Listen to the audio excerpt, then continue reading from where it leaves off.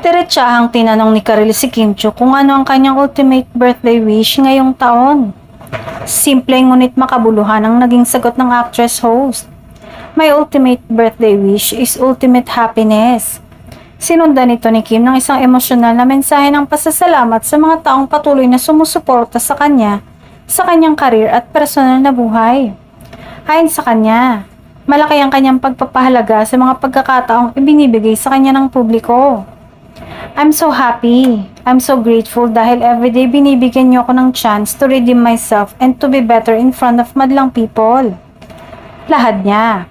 Dagdag pa niya, sa kabila ng mga pagsubok at puna, patuloy siyang lumalakas dahil sa suporta ng mga tao.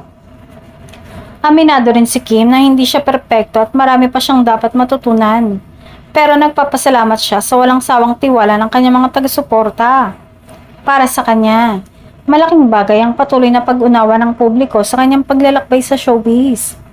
Wala talagang perfect pero binibigyan niyo ko ng paulit-ulit na pagkakataon. Sa lahat ng nagtitiwala at nagmamahal sa akin.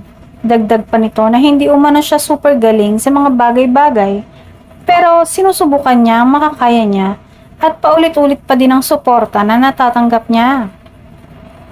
Sa huli, sinabi ni Kim na dahil sa mga taong naniniwala at sumusuporta sa kanya, nararating niya ang tinatawag niyang ultimate happiness na nagmumula hindi lang sa tagumpay kundi sa pagmamahal at tiwala ng mga tao sa kanya.